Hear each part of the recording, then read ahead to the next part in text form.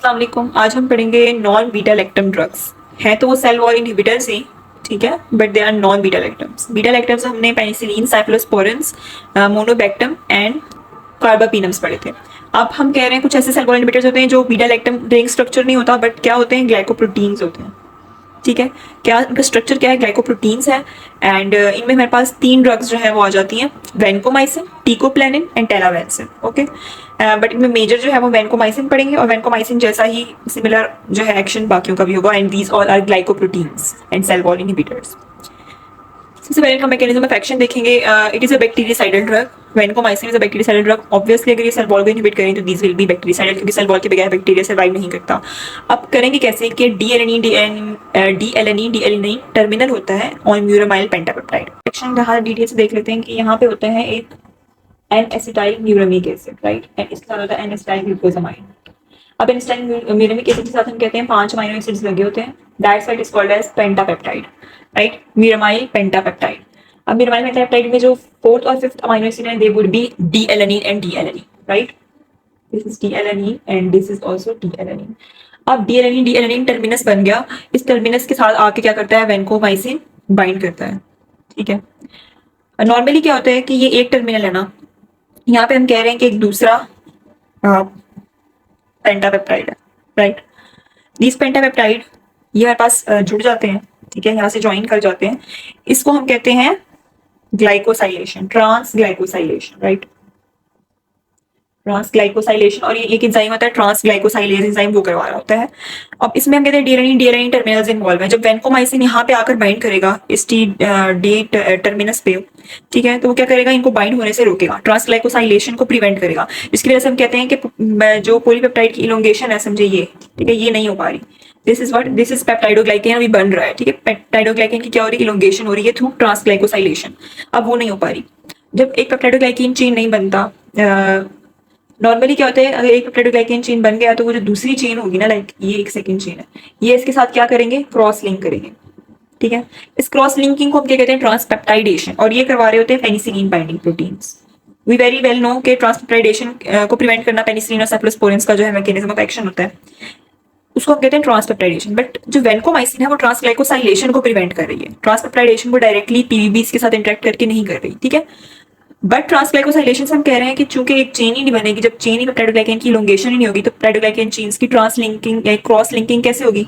ठीक है, तो इनडायरेक्टली जो है वो ट्रांसपेप्टाइडेशन को भी अफेक्ट करता है, बट डायरेक्टली नहीं करता। डायरेक्टली वो ट्रांसग्लाइकोसाइलेशन को इनहिबिट कर रहा है। वेनकोमाइसिन जो है वो पेनिसिलिन बाइंडिंग प्रोटीन्स के साथ इंटरफेयर नहीं करता, यानी पेनिसिलिन बाइंडिंग प्रोटीन्स क्या करवा रही होती है। अब अगर इसका स्पेक्ट्रम देखा जाए तो हम कहते हैं it is a narrow spectrum drug, और सिर्फ लाइक ग्राम पॉजिटिव बैक्टीरिया को, ये स्पीशीज को ये टारगेट करती है। अब उन ग्राम पॉजिटिव में हमारे पास कौन से आ रहे हैं, मोस्टली आप देख रहे होंगे वही आ रहे हैं जो पीछे वाली ड्रग्स लाइक पेनिसिलिन और सेफलोस्पोरिन से जो रेजिस्टेंट थे। ठीक है, MRSA was resistant to most of the drugs except fifth generation cephalosporin जो है वो एक्ट करा था। और अब हम कह रहे हैं जो वेनकोमाइसिन है वो भी एमआरएसए पे एक्ट करती है। इसके अलावा पेनिसिलिन रेजिस्टेंट नमूनिया, ठीक है, पेनिसिलिन रेजिस्टेंट नमूनिया जो था उसको एक तो करिए third generation and fourth generation cephalosporins, ठीक है, और एक करिए वेनकोमाइसिन। तो हम कह रहे हैं अक्सर ऐसा होता है कि वेनकोमाइसिन को हम थर्ड जनरेशन सेफलोस्पोरिन्स के साथ कॉम्बिनेशन में जो है वो देते हैं to treat penicillin resistant pneumococci. Then there is a C difficile. C difficile जो है ये गट का एक नॉर्मल बैक्टीरिया का, लेकिन अगर ये ओवर ग्रोथ कर जाए ना तो ये कोलॉन की क्या करा देता है, इन्फ्लेमेशन, यानी कि क्या करा देता है, कोलाइटिस करा देता है। ठीक है, अब हम कहते हैं वेनकोमाइसिन हम ओरली देते हैं ना तो ये एब्जॉर्ब नहीं होती, इसलिए हम वेनकोमाइसिन को आईवी देते हैं। लेकिन चूंकि ये बैक्टीरिया जो है ये गट के अंदर ही प्रेजेंट है, ठीक है, ये गट के अंदर ही प्रेजेंट है, तो जब वेनकोमाइसिन देंगे और वो यहाँ पे एब्जॉर्ब नहीं होगी तो वो यहाँ पे डायरेक्टली जो है जाकर इन पर इफेक्ट करेगी। ठीक है, इसलिए हम ओरली देते हैं सी डिफिसाइल में। ये हो गए इसके तीन मेन ऑर्गेनिजम्स। और रेजिस्टेंस कौन सी हम कहते हैं, वी नो के एंटीरोकोकाई, स्टेफ्लोकोकाई और दो ऑर्गेनिज्म जो कि मल्टीपल ड्रग रेजिस्टेंस शो कर रहे हैं, और इनकी रेजिस्टेंस जो है वो बढ़ती जा रही है। That's why they are dangerous species. तो इवन दो एमआरएसए जो लाइक मेथिसिलिन से ट्रीट नहीं हो रहा स्टेफ्लोकोकस ऑरियस, ठीक है, वो स्टेफ्लोकोकस ऑरियस वेनकोमाइसिन करता है, लेकिन कुछ ऐसे स्ट्रेन होते हैं स्टेफ्लोकोकाई के जो कि वेनकोमाइसिन से भी कवर नहीं हो रहे। They are called as vancomycin resistant Staphylococcus aureus. ठीक है, तो हम कह रहे हैं कि ये भी इमर्ज हो रहे हैं। और इसके अलावा कुछ एंटीरोकोकाई वेनकोमाइसिन रेजिस्टेंट एंटीरोकोकाई जो है वो भी इमर्ज हो रहे हैं जो कि वेनकोमाइसिन रेजिस्टेंट है। फिर हम कहते हैं कि इसकी जो एफिनिटी है मैकेनिज्म क्या होता है रेजिस्टेंस शो करने का? ये वाले ऑर्गेनिजम्स अपने अंदर क्या करते हैं कि जो बाइंडिंग साइट होती है ना वैनकोमाइसिन, वैनकोमाइसिन में क्या करना होता है, उसने डीएलएनई टर्मिनस पे जाके तो उसकी इलोंगेशन को प्रिवेंट करना होता है, ठीक है। तो ये क्या करेंगे, इस टर्मिनस को चेंज कर देंगे जिसकी वजह से वैनकोमाइसिन बाइंड ही नहीं कर पाएगा। क्या करते हैं कि जो टर्मिनल डीएलएनइन है ना, हमने क्या पढ़ा था, टर्मिनस पे दो डीएलएनइन होते हैं, जो टर्मिनल वाला डीएलएनइन है उसको ये कन्वर्ट कर देते हैं, रिप्लेस कर देते हैं डीलैक्टेट से, ठीक है। अब डीलैक्टेट आ गया, अब डीएलएनइन डीलैक्टेट अब उसके साथ बाइंड नहीं कर पाएगा वैनकोमाइसिन, अब वो अपना एक्शन शो नहीं कर पाएगा। फार्माकोकाइनेटिक्स में देख लिया था कि आईवी यानी कि इंट्रावेनस दी जाती है और ओरली एब्जॉर्ब नहीं होती, इसीलिए जब हम ओरल देते हैं तो ये गट के अंदर जो बैक्टीरिया होता है C difficile which causes pseudomembranous colitis, colitis means colon की इन्फ्लेमेशन होगी जिसकी वजह से डायरिया और पेन वगैरह होता है। तो इसमें ये जो है दी जाती है ओरली ताकि ये डायरेक्ट जाकर उस बैक्टीरिया को पे असर करे। It is a second line drug, vancomycin is a second line drug for this colitis because first line drug जो है वो मेट्रोनिडाजोल है। Even though vancomycin is more effective than metronidazole.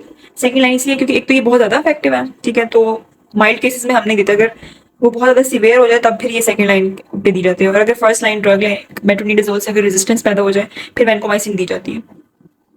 It enters most tissues like bones वगैरह, but इसमें CNS entry नहीं होती, ठीक है, सीएनएस एंट्री नहीं होती वैनकोमाइसिन की, and it is excreted unchanged in urine, यानी किडनी में एक्सक्रीट होती है। और ये भी याद रखना है कि जितनी भी ड्रग्स किडनी में एक्सक्रीट होती है ना, जब भी रीनल इम्पेयरमेंट होगी हमें उनकी डोज को चेंज करना पड़ेगा। इसको पढ़ने की सिग्निफिकेंस ये है कि जो रीनल वाली ड्रग्स हैं उनकी डोज को चेंज किया जाए जब भी रीनल इम्पेयरमेंट हो जाए। हम कहते हैं वैनकोमाइसिन को अगर अमाइनोग्लाइकोसाइड्स के साथ दी जाए तो अमाइनोग्लाइकोसाइड्स की जो नेफ्रोटॉक्सिसिटी है वो बढ़ जाती है, क्योंकि vancomycin is also a neurotoxic drug. इसी तरह जैसे हमने सेफलोस्पोरिन्स को देखा था उसी तरह वैनकोमाइसिन को भी अमाइनोग्लाइकोसाइड्स के साथ नहीं दिया जाता। टॉक्सिसिटी में chills, fever, phlebitis, phlebitis means intravenous site पे वेन की इन्फ्लेमेशन हो जाना। ओटोटॉक्सिसिटी कहते हैं हियरिंग, ईयर की जो टॉक्सिसिटी होती है लाइक हियरिंग लॉस या बैलेंस प्रॉब्लम्स आ जाना, vancomycin causes ototoxicity and nephrotoxicity. इसके अलावा रेड बैंड सिंड्रोम ये होता है कि जब हम रैपिड आईवी इन्फ्यूजन देते हैं ना, इंट्रावेनसली रैपिड देते हैं तो उसकी वजह से हिस्टामीन रिलीज होता है। हिस्टामीन रिलीज होगा तो वो क्या करेगा, रैशेस को प्रोड्यूस करेगा, ठीक है, वेजोडाइलेशन प्रोवाइड, इसी वजह से ब्लड प्रेशर जो है वो लो हो जाएगा और इसी तरह डिफिकल्टी ब्रीथिंग भी कॉज करेगा। तो उसे हम रेड मैन सिंड्रोम कहते हैं, जिसमें पैचेस लाइक रैशेस बन जाते हैं। और इसको प्रिवेंट कैसे किया जा सकता है, या तो हम स्लो इन्फ्यूजन कर दें या तो हम उसे वैनकोमाइसिन देने से पहले एंटीहिस्टामिन से प्री ट्रीट करें, so it can be avoided. Vancomycin was a glycopeptide, उसके साथ वाली जो ड्रग्स थी वैनकोमाइसिन के साथ वाली ड्रग थी, they were glycopeptides and cell wall inhibitors. Daptomycin जो है ये सेल वॉल इनहिबिटर नहीं है, but it is similar to vancomycin, like इसका जो स्पेक्ट्रम है ना it is similar to vancomycin, और ये वैनकोमाइसिन के अल्टरनेटिव के तौर पर यूज हो रही है आजकल। It is a novel cyclic lipopeptide, that was glycopeptide, it is a lipopeptide. और ये काम किस तरह करती है, सेल वॉल को इनहिबिट नहीं करती बल्कि क्या करती है, सेल मेम्ब्रेन के अंदर जाकर इंसर्ट हो जाती है। इसकी इंसर्ट होने की वजह से पोर्स बनेंगे जिसकी वजह से पोटेशियम जो है वो लीक हो जाएगा और सेल डेथ हो जाएगी, which means it is a बैक्टीरियासिड।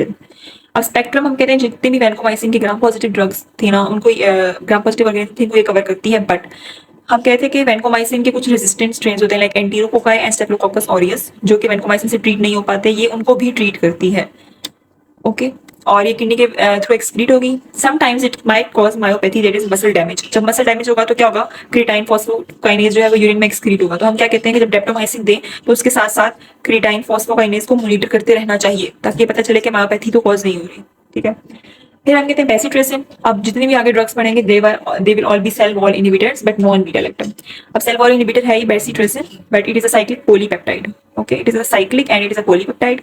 ये क्या करती है, सेल वॉल की सिंथेसिस को ही इनहिबिट करती है। उसमें एक लेट स्टेज होता है, कौन सा वाला, के कुछ होते हैं लिपिड कैरियर मॉलिक्यूल्स। ये लिपिड कैरियर मॉलिक्यूल्स क्या करते हैं, ये जो पेप्टाइडोग्लाइकन बन रहे होते हैं ना सेल के अंदर, ठीक है, ये हमारे पास बैक्टीरिया का सेल है, इसके अंदर बन रहे हैं पेप्टाइडोग्लाइकन्स, ठीक है, वो यहाँ से बाहर जाएंगे ट्रांसफर होकर, यहाँ पे जाके क्रॉस लिंकिंग वगैरह सब कुछ होगी और यहाँ पे क्या होगा, सेल वॉल बन रही है, ठीक है। तो यहाँ से उनको ट्रांसफर कौन कर रहा होता है, ये लिपिड कैरियर, ताकि वो लिपिड कैरियर मॉलिक्यूल्स की क्या होती है, डिफॉस्फोराइलेशन। जब उनकी डिफॉस्फोराइलेशन होती है तो फिर वो पेप्टाइडोग्लाइकन को कैरी करके बाहर ले जाते हैं, बट ये क्या करेगा, बेसिट्रेसिस उसकी डिफॉस्फोराइलेशन को इनहिबिट करेगा। जब वो इनहिबिट करेगा तो they won't be able to carry and cell wall synthesis नहीं हो पाएगी। ये भी ग्राम पॉजिटिव वैनकोमाइसिन की तरह ग्राम पॉजिटिव ऑर्गेनिजम्स को ही कवर करी होती हैं, बट इसमें हम कहते हैं बहुत ज्यादा तक नेफ्रोटॉक्सिसिटी होती है, बहुत ज्यादा होती है, इसलिए इसको इतना यूज नहीं किया जाता, बट टॉपिकल यूज के लिए जो है ये मोस्टली यूज की जाती है। Cycloserine is also cell wall inhibitor, it is an antimetabolite. Antimetabolite यानी जो मेटाबॉलिज्म में जो है इंटरफेयर करे, और ये इसकी पोजीशन क्या होती है, it is amino acids, a cyclic amino acid, okay, not a polypeptide but single amino acid. अब सेल वॉल को इनहिबिट कैसे करेगा, हमने पढ़ा था ना कि वैनकोमाइसिन जो है वो डीएलएनइन के साथ बाइंड करता है टर्मिनल, और उसको क्रॉस लिंक होने से रोकता है, यानी लिंगेशन से रोकता है। ये क्या करेगा, ये उस डी एलानिन को पेंटापेप्टाइड साइड चेन के अंदर इनकॉर्पोरेट ही नहीं होने देगा, right. These are 5 amino acids ना। सो ये जो 5th अमीनो एसिड है डी एलानिन, उसको इस चेन के अंदर इनकॉर्पोरेट ही नहीं होने देगा। सो इनकॉर्पोरेट नहीं होगी तो इलोंगेशन भी नहीं होगी।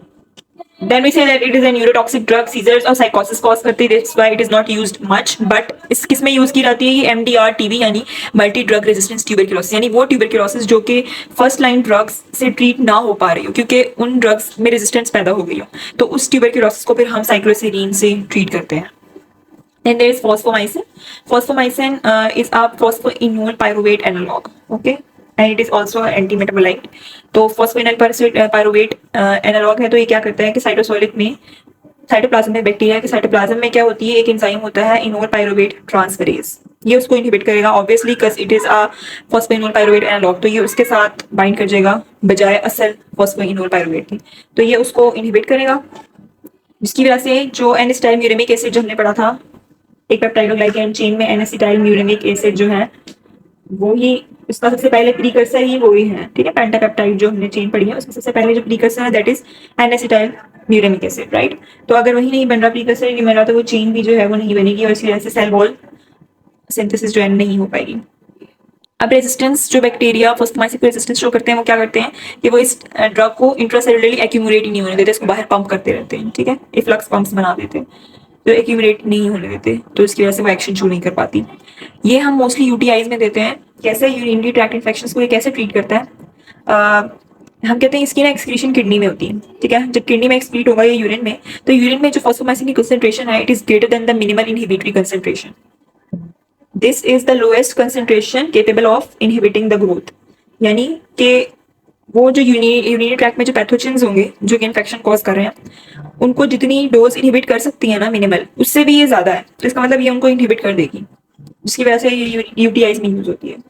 फिर हम कहते हैं इसको हम सिंगल डोज में देते हैं, ठीक है। अगर हम इसे ज्यादा डोज में देंगे ना तो उसकी वजह से एक तो इसकी रेजिस्टेंस जो है वो बहुत जल्दी प्रोड्यूस हो जाती है, डेवलप होती है। इसके अलावा ये डायरिया भी कॉज करती है अगर हम मल्टीपल डोजेस में देंगे, इसलिए हम सिंगल डोज में देते हैं। बट हम कहते हैं सिंगल डोज में इतनी इफेक्टिव नहीं होती, इसकी जगह जो फ्लोरोक्विनोलिन्स है उनका 7 डे ट्रीटमेंट जो है वो ज्यादा इफेक्टिव होता है। तो हम क्या करते हैं इनको इकट्ठा देते हैं साइनर्जिज्म के लिए, right. Single dose fosfomycin and quinoline antibiotics के साथ हम क्या कहते हैं इसके साइनर्जिस्टिक इफेक्ट्स होते हैं। इसके अलावा बीटा लैक्टम्स के साथ भी अगर दिया जाए तो it shows synergism for UTIs वगैरह। So this was all non-beta lactam inhibitors of cell wall। Thanks for watching.